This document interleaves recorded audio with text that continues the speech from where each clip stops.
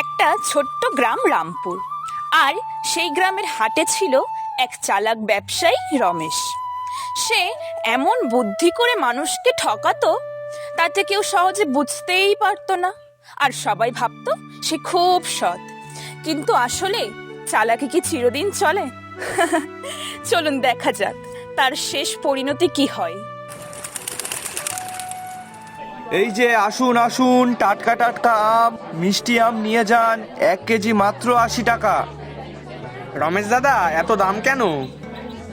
আরে দাদা, এই আম শহর থেকে এনেছি, একদম স্পেশাল, ওই জন্যই তো দাম বেশি। কাকু কাকু, আমাকে একটা আম দাও না। নাও নাও, কিন্তু টাকা দিতে হবে যে। হ্যাঁ, টাকা এনেছি তো, এই নাও।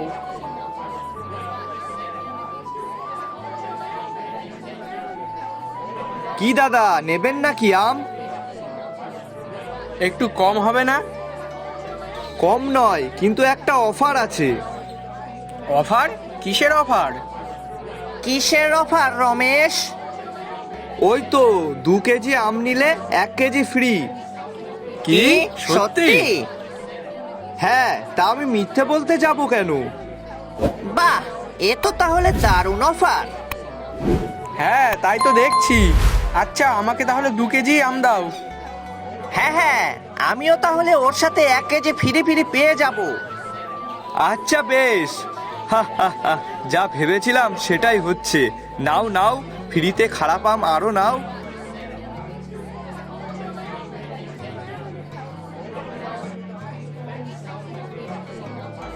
রমেশ দা, আম কত? 1 কেজি মাত্র 80 টাকা। একটু কম হবে না? 70 টাকায় দাও না। না ভাই, তবে একটা অফার আছে, 2 কেজি কিনলে 1 কেজি ফ্রি। ও, তাহলে তো অনেক লাভ। আচ্ছা বেশ, দাও দাও। পরের বারও রমেশ একই কাজ করলো, ভালো আমের সাথে কিছু খারাপ আম মিশিয়ে তাই দিল।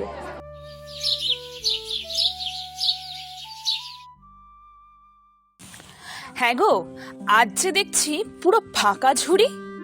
আম কি তাহলে সব বিক্রি হয়ে গেছে? হ্যাঁ, সব আম বিক্রি হয়ে গেছে তাই।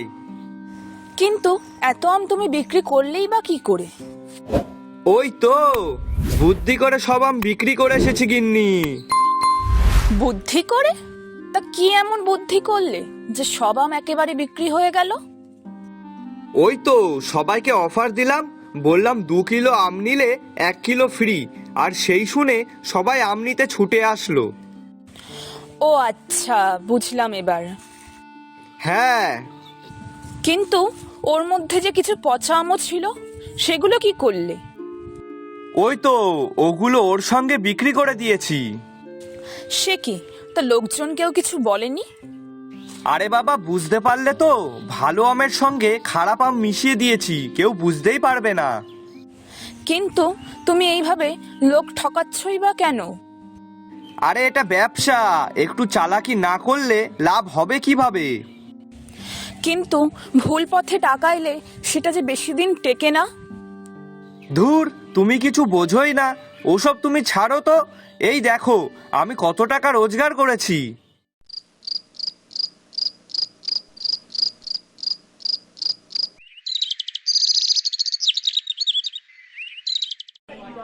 এই রমেশ, তুই যেভাবে ব্যবসা করছিস তাতে তো মানুষ ঠকবে। আরে বোকা, ব্যবসা করতে হলে একটু চালাকি লাগে, বুঝলি তো, এখানে লাভটাই আসল। কিন্তু বিশ্বাস হারালে? আরে ধুর, ওইসবে কিছু হয় না, মানুষ কতদিনই বা মনে রাখবে, কাল দেখবে ঠিকই আবার সবাই আসবে। তবে ভাই, একটা কথা বলি, বেশি চালাকি করিস না, না হলে কিন্তু পরে পস্তাতে হবে।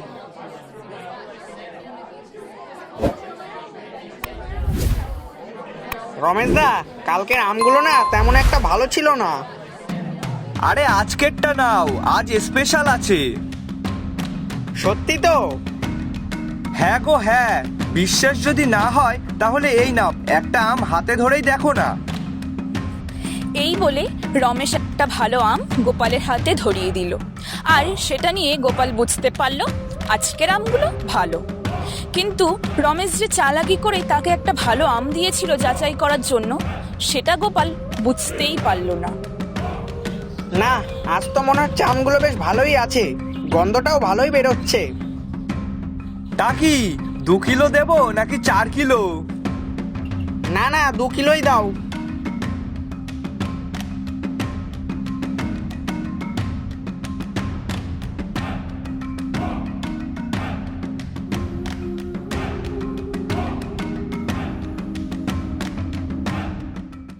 হ্যাঁ, আমারটাও ভালো ছিল না। আমরা আর তোমার কাছ থেকে আম কিনবো না। না না, তা হয় কি করে? আমি তো ভালোই আম দিয়েছিলাম। তাহলে কি আমরা মিথ্যে কথা বলছি? এমনিতেই তুমি দাম বেশি নিয়েছো, আর তার উপর আবার পচা আম দিয়েছো। হ্যাঁ, ঠিক বলেছো। বাড়িতে নিয়ে গিয়ে যেই আম কাটি না কেন তাতেই পোকা গিজগিজ করছে। খুব জোর 5-6টা আম ভালো হবে। আরে বাবা, এখন আমের ভিতরে যদি পোকা থাকে তাহলে আমি কি করতে পারি? তুমি কি করতে পারো মানে? তুমি তো জেনে শুনেই পচা আম আমাদের কাছে বিক্রি করেছো। না না, এইভাবে মানুষ ঠকালে তো হবে না, এর একটা ব্যবস্থা করতেই হবে। হ্যাঁ হ্যাঁ, ঠিক বলেছো। এক কাজ করো, আশেপাশে সবাইকে ডাকো তো।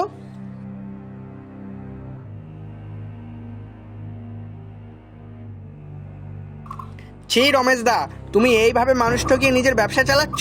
তুমি গতকাল বললে আমগুলো সব ভালো হবে, কিন্তু সেই আমের মধ্যেও তো অর্ধেকের বেশি পচা। আমাদের টাকা ফেরত হ্যাঁ দাও। হ্যাঁ, আমাদের টাকা ফেরত দাও। হ্যাঁ হ্যাঁ, আমাদের টাকা ফেরত দাও। টাকা চাই, টাকা চাই, না হলে ধরে মারো সবাই। না না, আমি কিছু করিনি। তুমি এখনো মিথ্যে কথা বলছো?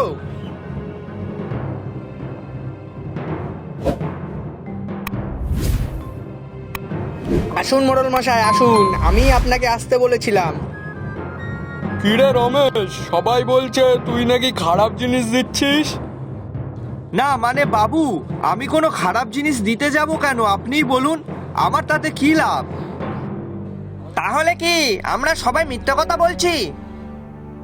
আচ্ছা বেশ, কে সত্যি বলছে আর কে মিথ্যে বলছে তা এক্ষুনি প্রমাণ হয়ে যাবে। এই গোপাল, ওর দোকানে সব আমগুলো দেখতো, আর সব ভালো খারাপগুলো আলাদা কর। আচ্ছা মোড়ল মশাই। না না, এটা হয় না।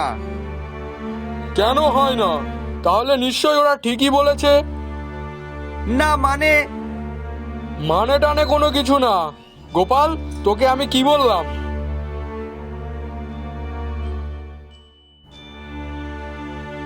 এই দেখুন মোড়ল মশাই, অর্ধেক আমি পচা। তুই তাহলে এতদিন সবাইকে ঠকিয়েছিস? কিরে রমেশ, এবার চুপ কেন? কি রমেশ দা, এবার কিছু বলো। মোড়ল মশাই, রমেশ যা করেছে তার জন্য ওকে ক্ষতিপূরণ দিতে হবে, আর ওকে শাস্তিও দিতে হবে। সবাই শোনো, যতদিন না রমেশ সৎ পথে ব্যবসা করছে ততদিন পর্যন্ত কেউ রমেশের কাছ থেকে কোনো কিছু কিনবে না।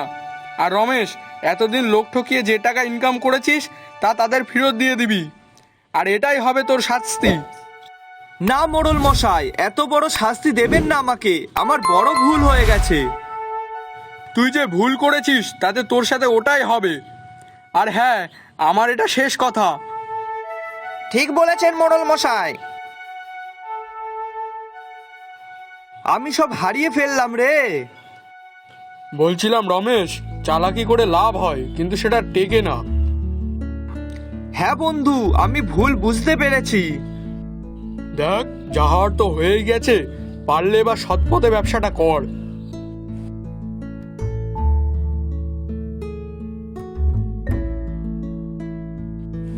আমি তো তোমাকে আগেই বলেছিলাম, সততা ছাড়া কোনো ব্যবসা টেকে না। হ্যাঁ, আমি ভুল করেছি, এখন কি করব? সবার কাছে ক্ষমা চাও, আর নতুন করে আবার ব্যবসা শুরু করো। হ্যাঁ গিন্নি, ঠিকই বলেছো, আমি কালই সবার কাছে ক্ষমা চাইবো। সবাই শুনুন, আমি ভুল করেছি, আমি সবাইকে ঠকিয়েছি, আমাকে ক্ষমা করুন। আর আমি কথা দিচ্ছি, আমি এবার থেকে সৎ পথে ব্যবসাটা করব। ঠিক আছে, যদি সত্যি বদলাও তাহলে আমরাও একটা সুযোগ দেব। এটা তো মোড়ল মশাই আগের দিনই বলে গেছেন।